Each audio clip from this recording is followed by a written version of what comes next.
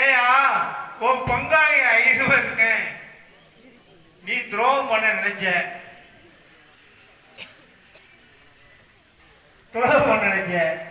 ஆனா உனக்கு சதிவலை வீட்டுல ஒரு தாய்மாமன் சகனி பேச்ச மட்டுமே கேட்டு நடந்த. இன்னைக்கு உன் மகன் தாய்மாமே இன்னைக்கு வாழையிட்டு வந்து நிக்கிறாரு. அதனால உனக்கு இல்லையா புண்ணியா? சண்டால துரியோதனா, சண்டால துரியோதனா, நீ பழமிக்க மாமன்னே, பழமிக்க மாமன்னே, உன்னை 56 தேசத்தையே அரசரையே அடக்கி ஆண்டவரே, சண்டால துரியோதனா, சண்டால துரியோதனா,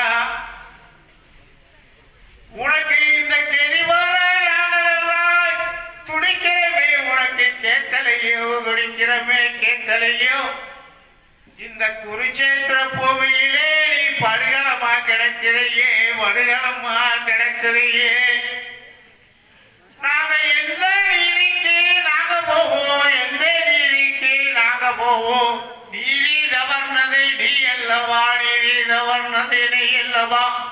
பரமாத்மா உன் பக்கம் வரவில்லை என்று சிறிது நீ யோசிக்கலையே, சிறிது நீ யோசிக்கலையே. அவருடைய படபலத்தனை நேற்றும் போதே படைபலத்தை கொடுத்தாரே, வடபலத்தை கொடுத்தாரே.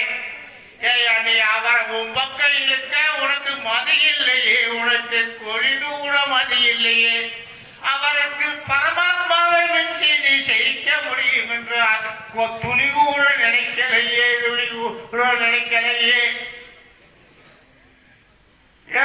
மக்கள் எல்லாம் கலர்றாங்க, மக்கள் எல்லாம் கலர்றாங்க, மக்கள் எல்லாம் கலர்றாங்க. குடிமக்களுக்கு நான் என்ன பதில் சொல்ல போறேன், என்ன பதில் சொல்ல போறேன்? நீதிக்கு தவறாக நீ நடந்து இருக்கும் பொழுது நீ யாரு பேச்சைய கேட்க? உன் தாயார் பேச்சை கேட்டியா? உன் தாப்பை பேச்சை கேட்டியா? தாய்மாமன் சூழ்ச்சிக்கு மட்டுமே இரையாகிட்டியே, மாமனின் சூழ்ச்சிக்கு மட்டுமே இரையாகிட்டியே.